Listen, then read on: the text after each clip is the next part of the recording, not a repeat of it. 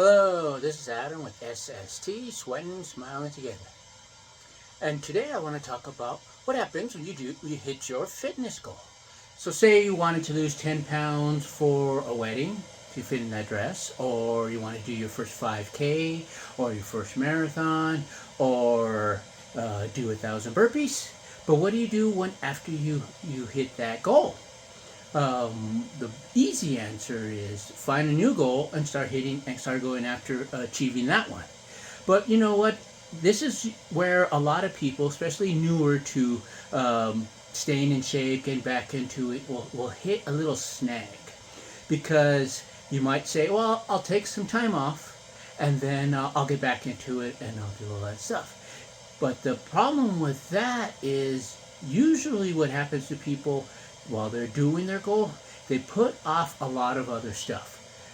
Or they put, and you have to put more of an emphasis on working on your goal than saying doing other things that in your life. So when you get off of focusing on that one fitness goal, everything else now becomes priority.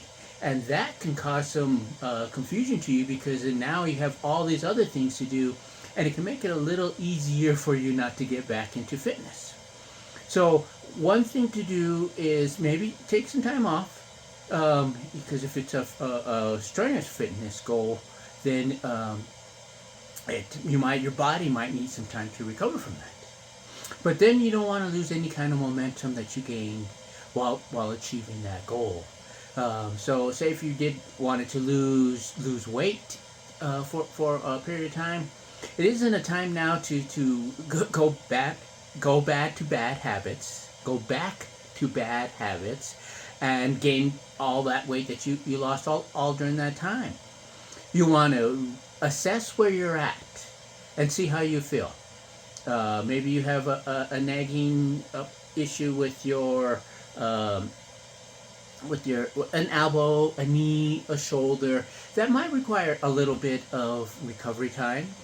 Just taking some time off from maybe what you were doing that, and focus on other things. What I'm going to be doing on this one was I'm going to focus on my deficiencies, stuff that I'm lacking in my fitness. Doing a lot of burpees showed me a lot of the areas where I am lacking. One of them is my core. Everyone knows if you watch this channel, uh, uh, my core needs a lot of work.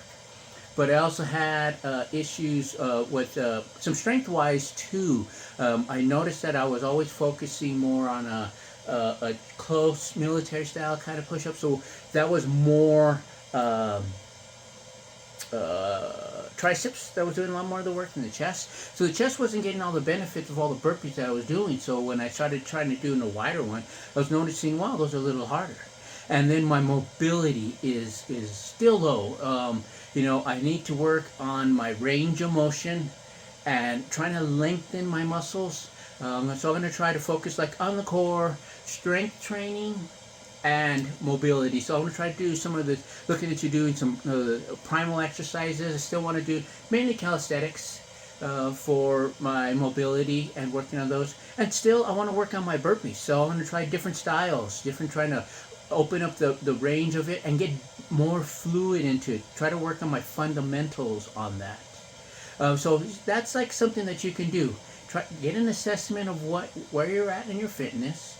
Don't do stupid stuff and waste all those gains that you got, and then get back into it. If it takes a little time off, just take a little time off to let the body recover, get back into it, and then once you're doing there, you jump right back into it. So I hope that was helpful. Just a little talk about what to do after you reach your fitness goals. Just assess where you're at, right where you're at. If you're feeling good, find a new goal and then jump on that one. Find out if you have any deficiencies that you need to work on some areas that you might do that, and jump on those and get a new goal, and then just go ahead and hit that. All right, well, I want to thank you guys for spending your time with me, and this is Adam with SST, and we'll see you next time, so we sweat and smile together.